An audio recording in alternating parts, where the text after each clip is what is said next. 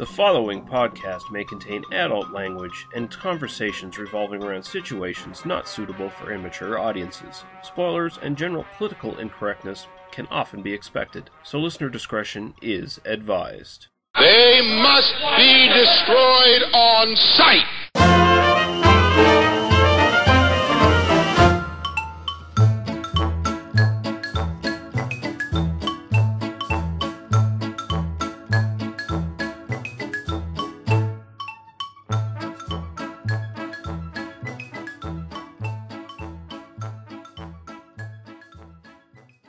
Okay, we're back for part 2 of the discussion that I had with Daniel about our favorite film villains. This time we focus a little bit more on female big screen villains. Part 3 should show up fairly soon in the next couple weeks, probably as a sort of a midweek bonus episode. Hoping to get Paul in to add a little bit to that one, so look for that one. Hope you enjoy this one. Thanks for listening, guys, and we'll talk to you later. Bye-bye.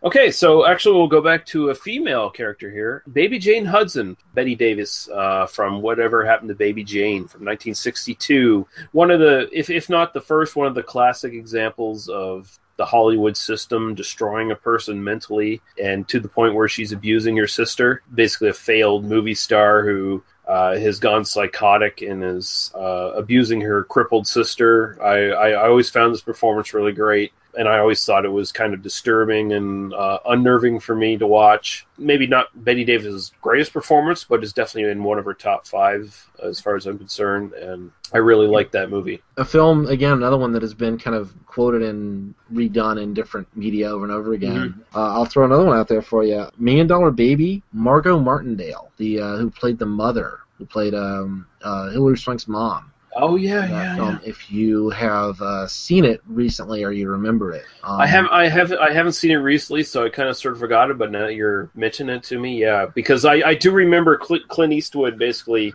bumping heads with her entire family. Yeah, well, the story of the film is that I'm not going to do the plot, but I mean, basically, you see her earlier in the film when Hilary Swank has won some money from fighting and buys her mom a house. Mm-hmm. And her mom's like, "Well, I can't take this because like shit's all over this accomplishment because they're going to take my welfare money away if I take this house," and so makes Hilary Swank feel bad for not thinking about what are you, stupid for doing this? Yeah. I'll just say that it's such an amazing performance because it not to get into my personal life, but it reminds me of people I've known, particularly, I grew up kind of the lower middle class in the American South, and wow, that character just brings you right back. And then at the end, you see that when Hilary Swank is in the hospital and about to kill herself, the family comes to visit, but after they go to Disneyland. It's just such a slimy, evil, but such a human thing, that, for me, it's just like, when I think of villains, that's just such a right up there performance for me. Well, from my own personal experience, I live in a part of Nova Scotia. The great metropolitan oasis of Nova Scotia. Yeah, I live in essentially the Bible Belt of Nova Scotia. So I do see people like this. I see people who pump out kids as financial gain, as an excuse for financial gain. Child credit tax, get a job, make money, give their money to their parents. I've seen that multiple times, so I can definitely understand the sort of mentality and the mindset behind those characters, and incredibly goddamn disgusting, and it's a product of society, and it's a very real product of society, and that's what makes those characters in that film so believable and so incredibly disgusting at the same time.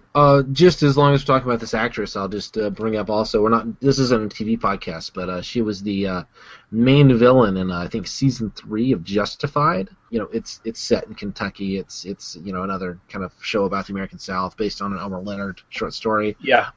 Phenomenal TV show. One of my favorite kind of pulp pleasure. I don't want to say guilty pleasure because it's not, but it's really well written, a really great show. And she is kind of the lead villain, the big bad of season 3, and she is amazing as a more traditional villain in that sense, because she is kind of the head of a crime family and all that sort of thing. But truly phenomenal actress, and I would love to see her in more stuff. Ironically, as you go through the list, as I was thinking about villains and great villains in kind of more modern media, so many of them are in TV shows, just because I think, we've kind of moved our kind of discussions of moral ambiguity and about like what evil is. We've moved away from that in the movies because so many films are, huge budget and need, a ton of money and, that sort of thing. Whereas I think TV, with its longer form, more dramatic storytelling, is really where artists are going to tell these stories these days. So, you could argue that like Walter White or John Hamm's character, whatever his name is in Mad Men, is a great villain character. I mean, Tony Soprano is kind of the classic version of that now. So, the like fractured male anti-hero is no longer in the movies; it's on TV. So again, just throwing that out there. I guess that's a good segue into another character I'll pick. This is from an Australian film.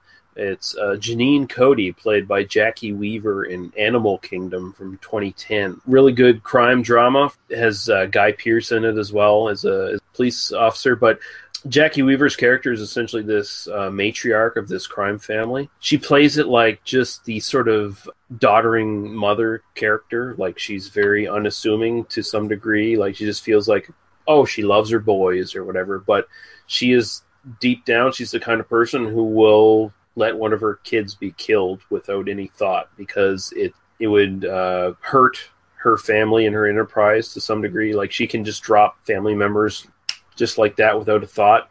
The main plot revolves around her grandson and whether he's going to out his family to the police over their criminal activities. And she eventually comes to the point where she's like, kill him, just kill him. And then she gets to another point where she wants to invite him back into the family without any sort of thought. It's just no moral compass at all on her. She's just totally devoid of morals at all. It's just whatever benefits her and her family at that time and at that point in time. And it's a really great performance. And she just kind of fools people. She just kind of tricks and fools people, thinking she's just this innocent kind of mother character who's trying to hold her family together and do what's best for her boys, when she's secretly kind of the real boss in that family, like the real kind of villain. Yeah, and another one I haven't seen. Don't worry, I'm writing down all these titles so I can go back and watch them. But no, it sounds amazing, and I have heard of this film, and I've heard it's really good, but I just haven't seen it yet. Let's do something a little more goofy fun. All right. Another woman, just throwing it out there. Sharon Stone in Basic Instinct. Spoiler alert: she actually was the killer because this kind of seminal, which I use in knowing the pun. Seminal film from 1992, the one of the crown jewels of the Joe Eszterhas slime machine. Wow, this is a film I haven't seen in a lot of years. It's probably really terrible on many social justice issues, but wow, what fun that film was when I saw it when I was a young budding manlet there. Yeah. Yeah, and what a delicious performance from a very the source of countless parodies, and really Sharon Stone's career was built on this film, and I think she is it is a great performance in probably a not very good film. So we'll just leave it at that. It's kind of a bad film, but I'll argue the sequel, which I have seen, is even worse.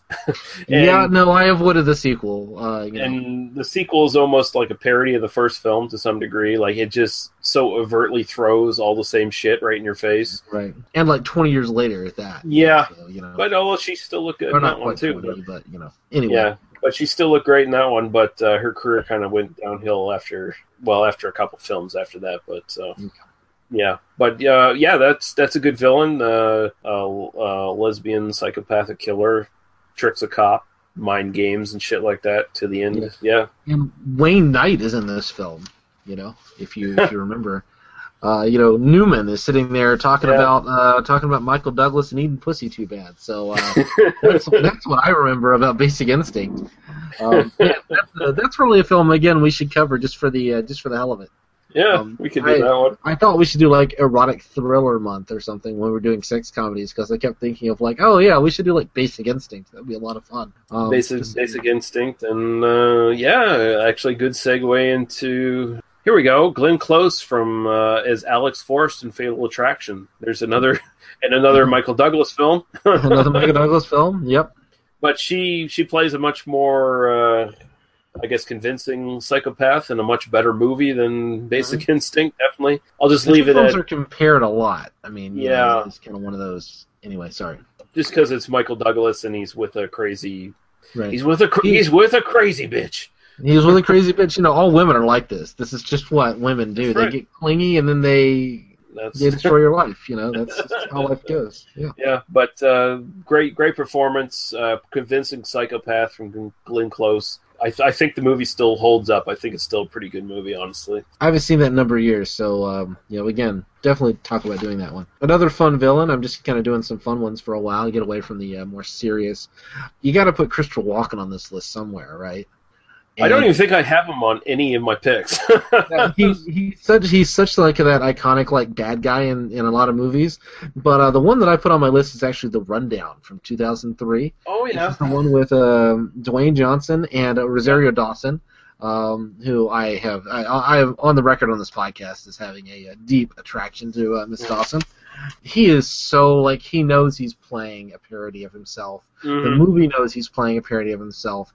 This is one of those just goofy, fun action movies that actually is not ridiculously stupid, except in terms of the way it treats the laws of physics. So, that's true. If there is a guilty pleasure movie on this list, I mean, The Rundown is kind of one of them. This is one that kind of caught me off guard about how much I enjoyed it.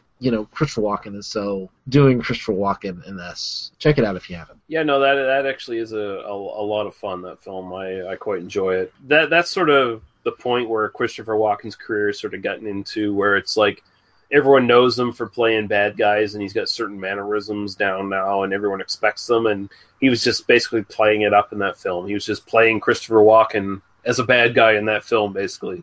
I have an out-and-out comedy if you'd like me to just throw that one in. Yeah, go ahead. Ben Stiller in Dodgeball, A True Underdog Story. Shit. Dodgeball, A True Underdog Story is one of those amazingly fun movies that, if you're talking about politically incorrect R-rated comedies, mm-hmm. This is the movie that has the line, and I quote, "Would somebody catch a goddamn ball? You look like a bunch of retards trying to fuck a doorknob out there."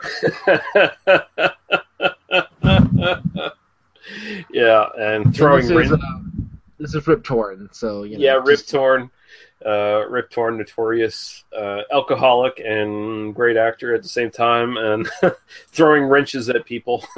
Yes, this is such a fun movie. This is one of those it is horribly politically incorrect, and I don't care at all. It is a lot of fun. Ben Stiller is the amazing thing is I think he co-produced this film.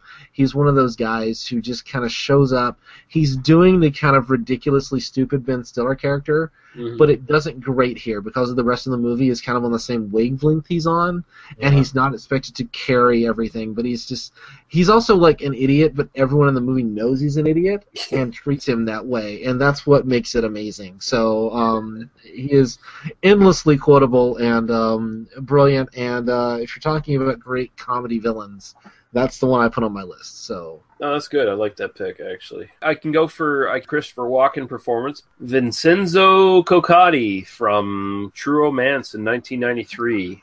And it's just kind of a bit part for him. It's only one about 10-minute scene with Dennis Hopper.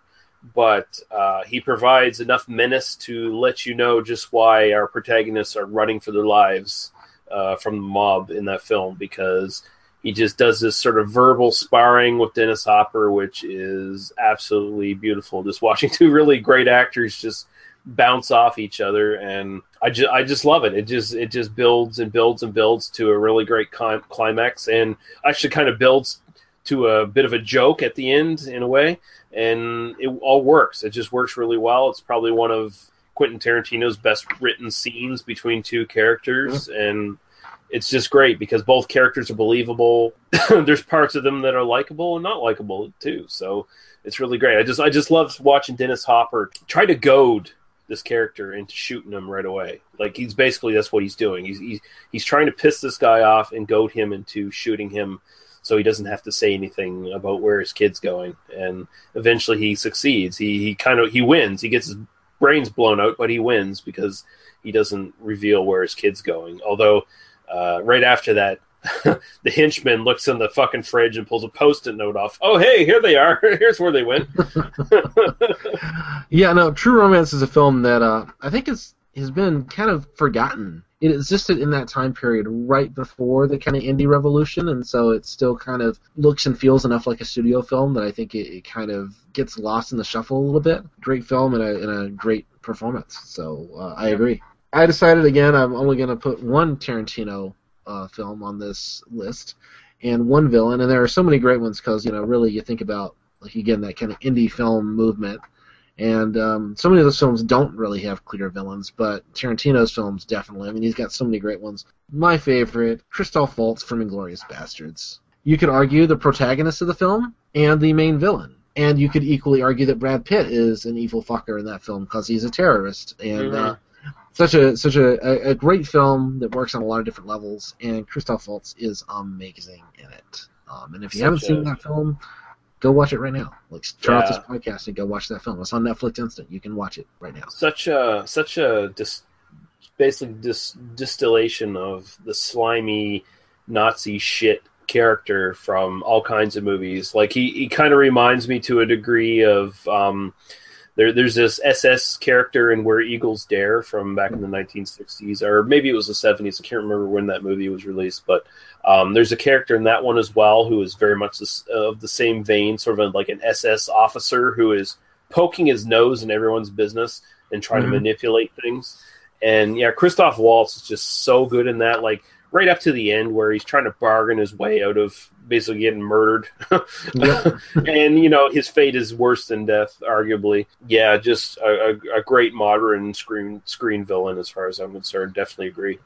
He won the Oscar for that one, and rightfully so. I think one of the things that sells it, I think, for me, is that, one of those villains who doesn't think he's a villain, at least at the beginning of the film. Yeah. Again, a film we should probably discuss in some detail later on.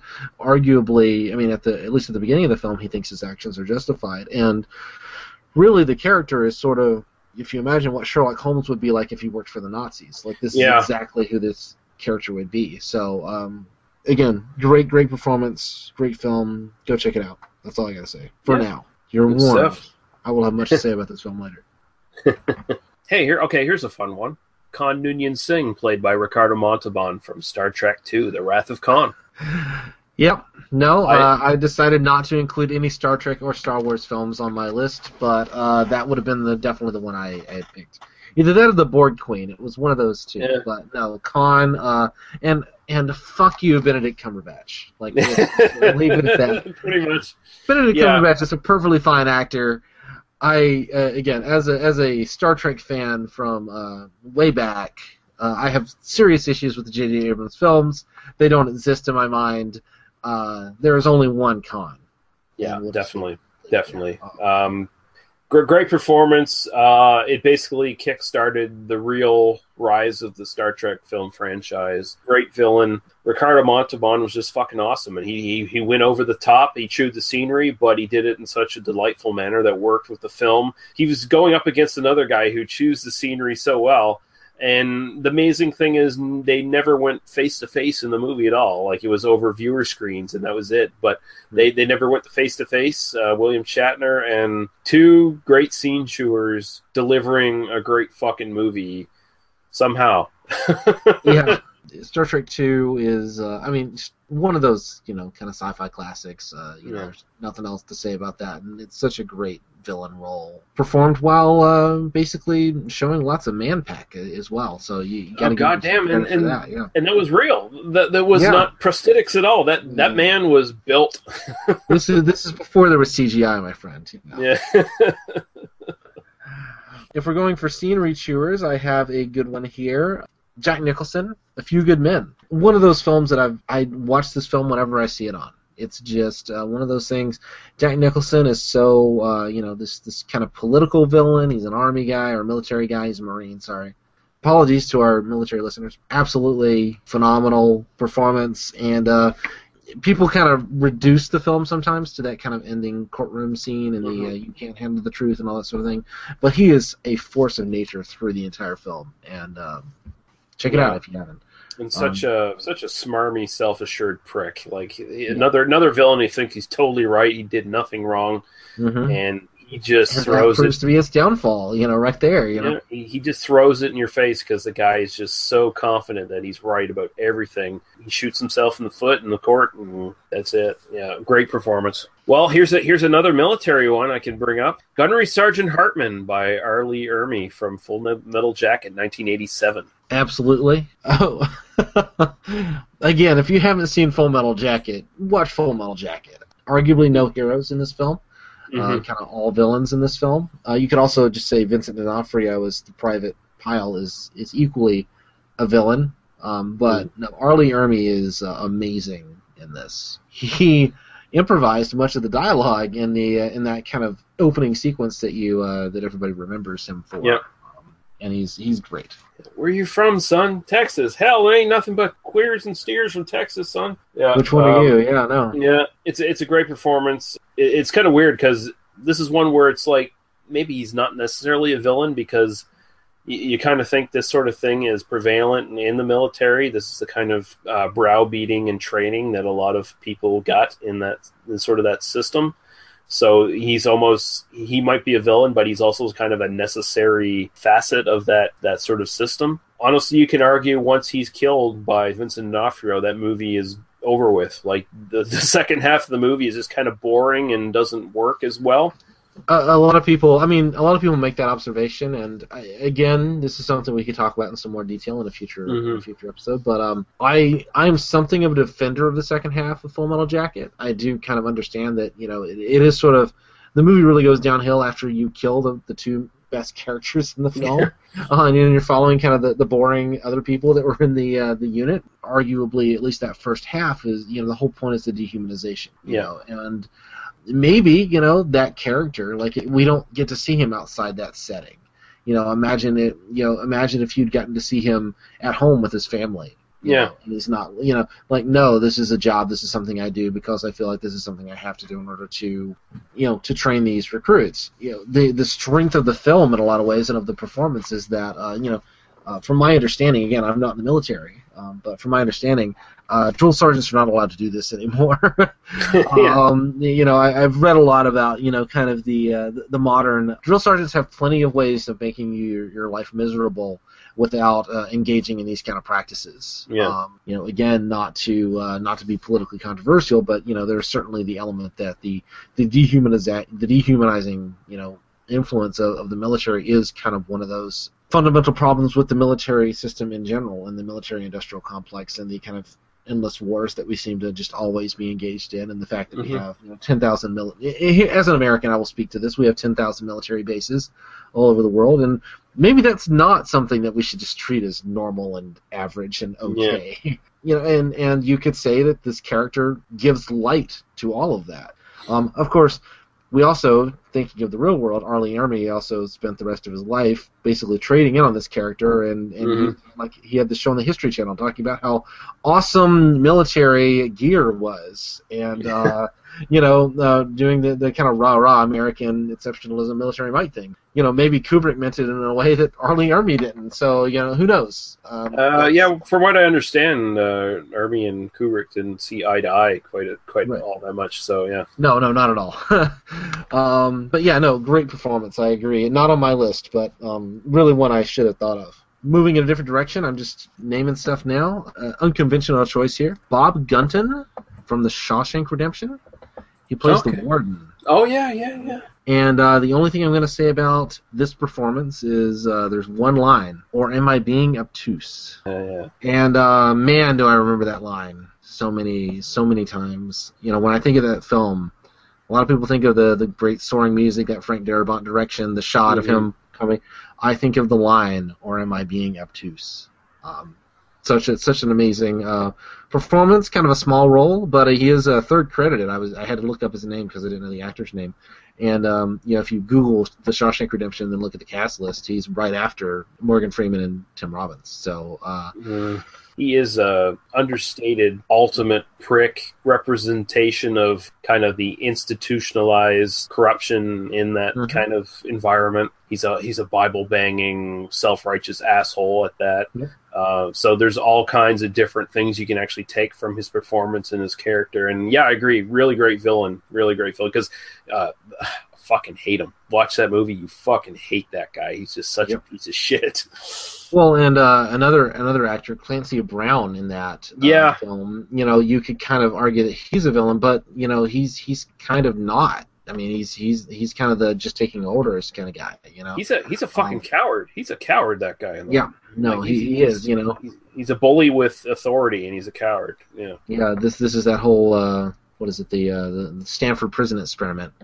All over again, which has its own issues in the annals of psychological research, but we're not going to get into that right now. But a great villain performance and a great film that I don't see people talking about as much as maybe I used to, but worth a revisit if you haven't seen it lately.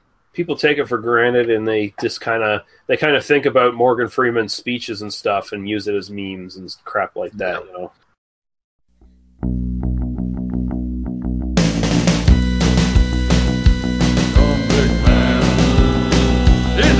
Big man, gone big man.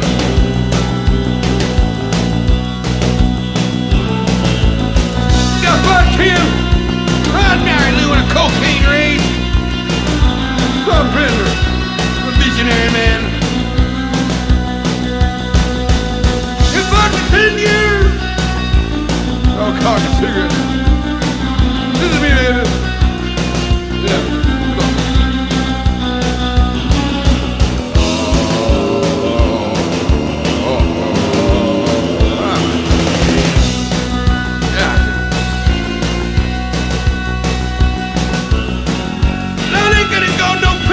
Papa Green Man, you deaf! Big man. Big man.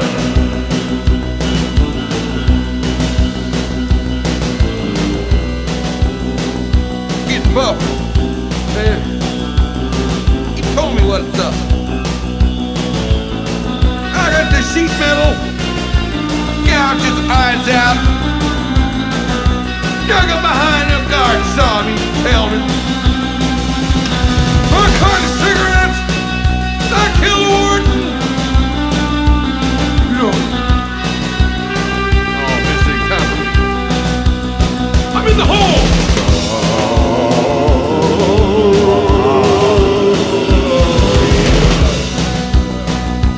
God, big man. Not gonna die in prison, man. I'll pass Papa and grab you. Big man.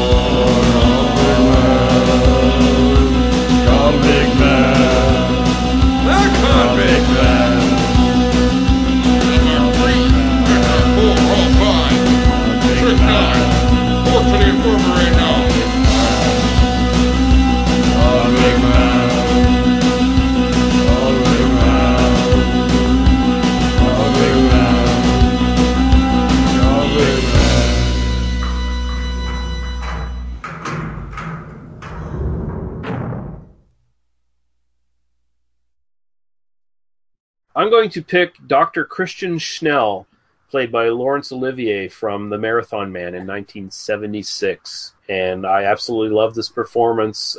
Basically, all you have to say is it safe? And yeah. No, that's... William Goldman writes about the making of this film, and because he wrote the novel and then the screenplay in his book, which I've mentioned a few times on the podcast, Adventures in the Screen Trade. And you should absolutely check that out if you haven't. Amazing film, amazing villain. great Nazi villain. Just the fact that the guy was a dentist by trade, it just weaves itself into that caricature of, like, educated, intelligent people supporting the Nazi regime and putting those skills to really bad uses. You see the way he treats Dustin Hoffman, tortures him, but also gives him like really great bedside manner at the same time. I think the best scenes are him walking through the Jewish quarter of town, where you can see he's visibly uncomfortable and afraid for his life, and where he gets recognized as being, the former Nazi that he was or whatever, back in the day, from one of his victims who recognized him. It's fucking chilling. Like there are scenes in that film, like it's a really good, taut kind of like spy thriller in a way, but at the same time, there's really horrifying scenes in that film that just bring up all kinds of things in the past that you've never seen, but you kind of feel that they've happened and you kind of experience them at the same time. I really love that film. So yeah, no, it's an amazing film, and one of those that made Dustin Hoffman a star. So, worth seeing. One of those, again, probably not forgotten, but one of those gems from the 70s that people maybe haven't seen as much. 80s or 90s? Choose. I will say 90s. All right. Spoiler alert for L.A. Confidential from 1997. James Cromwell. Yeah. From L.A. Confidential. We mentioned James Cromwell in our Revenge of the Nerds episode because he was a dad there. But James Cromwell, one of those actors that you've seen kind of a little bit of everywhere. L.A. Confidential, one of those films that kind of made Guy Pearce a star and Russell Crowe a star. Yeah. And one of those just great Kevin Spacey performances, and people forget how good James Cromwell is in this because he is one of those phenomenal, another one of those institutionalized evils of police corruption, and you don't realize that he's the problem. I mean, it's such a once you've seen the film and then you go back and watch it again, you're like, oh yeah, that guy's totally the bad guy. But certainly when I saw it the first time, I didn't like twig on that. Maybe I I'm not always good at like picking out the villain ahead of time. But no, I was the same first time I watched it. He gives off this very sort of kind, matriarchal, grandfatherly performance. Where you trust him, you think he's doing the right. He seems like a stern cop who believes in doing the right thing and supporting his subordinates and stuff like that. But by the end of the film, you discover that he is essentially the spider at a web of corruption that has gone back for years and years in the department, and it all comes to light in that house where he's basically plugging bullets in the Russell Crowe. Yeah. Yeah, I know. I mean, the moment when he shoots Kevin Spacey's character. Yeah. Is I mean that and the Rollo Tomasi moment. I mean, another one of those films that just kind of lives on in my memory. Such a phenomenal film. Again, the neo-noir, such a great mind for these kind of characters, and a film that arguably has no real heroes, but definitely has some villains. And James Cromwell is definitely the big villain of that piece. So, worth checking out if you haven't. Although I just ruined it for you, so Well, if you haven't seen that movie by now, I don't know what the fuck you're doing with your life, honestly. But worth seeing even if you know the ending, honestly. Like, it really is a phenomenal film. I'll pick just two that I can breeze over really quickly. I don't really have a lot to say about, but they're very iconic at the same time. First one I'll say is Jack Wilson, played by Jack Palance in Shane from 1953, as the gunfighter who is hired to basically confront Shane and bully all the people in the town. It's one of the first really iconic Jack Palance performances. It's the one kind of established him as a bad guy. His skeletal facial features are given great effect in that film. The way he smiles and the way he coldly just guns people down. The way he goats a farmer into pulling first so he can shoot him, drawing on him. Really, really good, cold performance. And at the same time, he's a professional. He's basically just hired to do that job. And I'll also mention Tommy Udo, played by Richard Widmark from Kiss of Death in 1947, which is a great noir villain performance. This is a guy who kicks an old lady in a wheelchair down the stairs, and that was in the 1947 movie. So that's all I have to say about that. you could do a lot in noir that they got away with a lot in some of these films. Phenomenal film. Again, one that I had forgotten until I've seen it, but it was kind of fuck yeah, of course. Yeah. Don't really have anything to say to either of those choices because they're both you said all you need to say. I think. Oh, we'll do the 40s. since right. you were doing the 40s. Barbara Stanwyck, Double Indemnity. Okay, yeah. And as long as we're in black and white, Fred McMurray is also in that. I put him down from The Apartment. I don't know if you've seen that film or not. I saw it a long time ago, so I don't no. remember the details too well. He's the uncaring boyfriend of Shirley MacLaine's character, who's the married man. See both of those films. It's worth seeing. But Barbara Stanwyck in Double Indemnity, I mean, she goes along with the kind of insurance agent's plan to murder this guy. She's not leading the charge the way that we kind of talked about in A Simple Plan. Bridget Fonda is, but I think equally kind of chilling performance. And again, these noir pictures are just name a noir picture, there's a great villain in it. It pretty much is that level of obviousness to some degree. My list's getting pretty small now. I think we're winding down just a little bit, but Fuck, I'll throw in an obvious one. Also, sort of almost a neo-noir in a way. Kaiser Soze / Verbal Kint, played by Kevin Spacey in The Usual Suspects. I think it's a pretty damn good one. I'm just going to throw in 7. I put Kevin Spacey on my list for 7. Well, yeah, there you go. That was. I was picking whether I was going to pick Verbal Kint or his character in 7. I went for Verbal Kint just because the character's more dynamic. There's more going on with the character in that film, where he spends the entire movie confusing the police officers who are interrogating him with these elaborate stories about himself and about the people he was involved with, and at the end he tricks everybody and walks away. I'm still so confused how people did not get this movie back in the day, how they did not realize, like Leonard Maltin went out of his way to say that the movie didn't work. Like, what fucking movie did you watch? Because everything in that movie was logical, everything worked as far as I'm concerned. And it's a great payoff to a great film. I can even still watch that film today, even knowing that Kevin Spacey's Verbal Kint is Kaiser Soze. I still enjoy it because even though I know the payoff, I just still enjoy watching him trick all these people with his performance. It's great. This is definitely a film that we're going to need to cover at some point because I kind of feel like The Usual Suspects is a one-trick pony.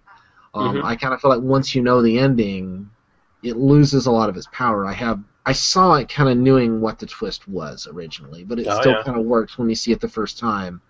It's still like you for me it worked. Rewatching it just doesn't work for me at all. Almost, I mean, like not on the level that it's supposed to work. I like Bryan Singer as director. I think the performances are uniformly great all the way across the film. It's technically well accomplished. I don't have an issue with the film. Kevin Pollak, I just love him in everything. But that's a film we probably need to discuss because I don't think it works on rewatching in the way that you obviously do. So I'll just leave it at that.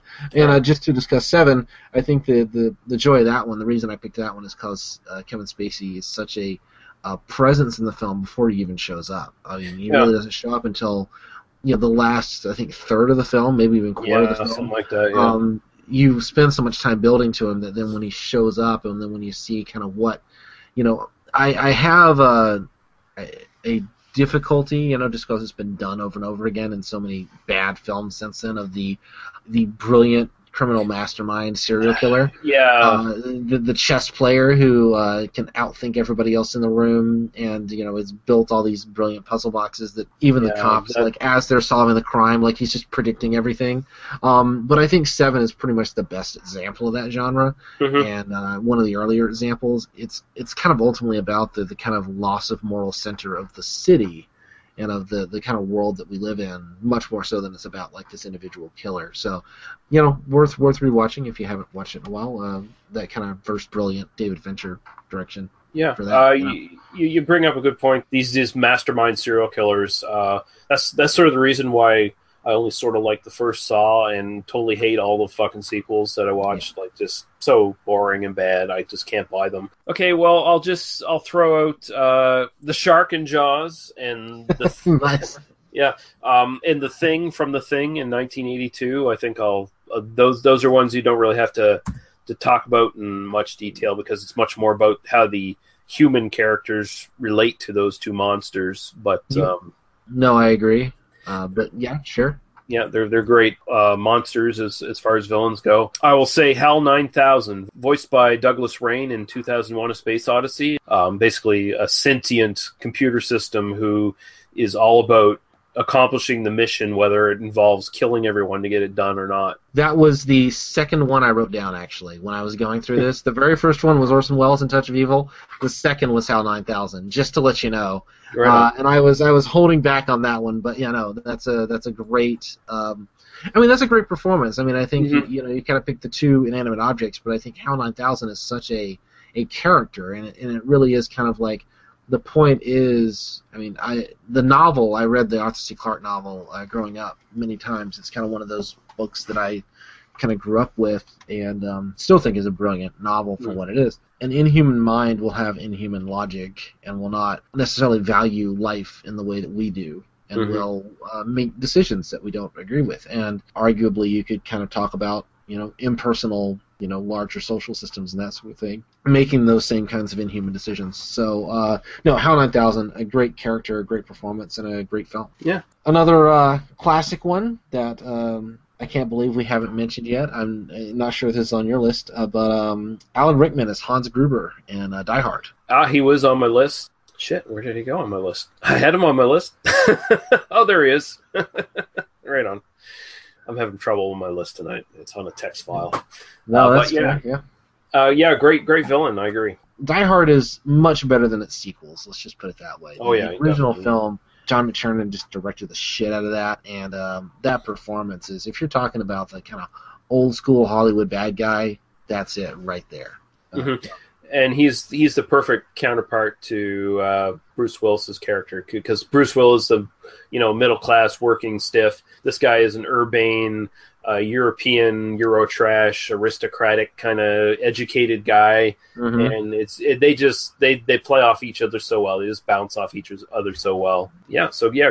Great pick. I will go Nurse Ratched, played by Louise Fletcher from One Flew Over the Cuckoo's Nest. I think that is one of the greatest female villains ever on screen. She is just this absolute domineering piece of garbage that basically dominates and treats the occupants of a mental hospital as prisoners and dehumanizes them even further than society has at that point. And it gets to the point where she gives Jack Nicholson's character a lobotomy to quell his rebellion, because he's a character who arguably shouldn't even actually be there. And that's one that, so many of the female villains that I can think of, so many female characters, particularly female villains, are motivated by mostly male screenwriters, let's be honest, and directors, by either their role as mothers or their role as sexual objects. And we kind of find that over and over again in the noir pictures, but Nurse Ratched is one who is, driven by her function and by her personality. There's no reason that has to be a female character. That's, and I applaud that. That's a great one I didn't think of. So awesome. I'll throw out another one of my female ones, Kathleen Turner in Body Heat. Okay, I've never seen that. Oh wow, that is Lawrence Kasdan wrote that. That was the movie he wrote The Empire Strikes Back in order to get to make that movie. Okay. That is a phenomenal film.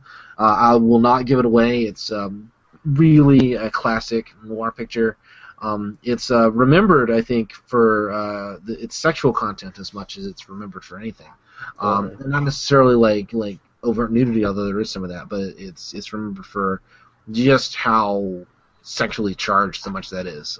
It's also got William Hurt and Mickey Rourke in a small role that before Mickey Rourke kind of went off the deep end. But check that out. I'm glad I have one on my list you haven't seen. That was I was looking for that. So yeah, Body Heat. It's a classic. Check it out, and I won't say anything else about it. Cool. I'll just throw a couple of quick ones here to try to get through this list. I'll say Tommy DeVito, played by Joe Pesci in Goodfellas, I think is a great Napoleon, small man, complex gangster character, vicious psychopath. Could probably go into more detail, but I won't bother. That one was going to be on my list, but I knew you were going to pick it, so I left it off. I'll mention a great Vincent Price performance, which is Matthew Hopkins from Witchfinder General in 1968, which is one of his most understated performances as this, witch hunter, religious, dogmatic, power mad piece of garbage who goes around basically accusing people of being witches and having them killed for his own personal gain more than anything else. And it's one of Vincent Price's great performances.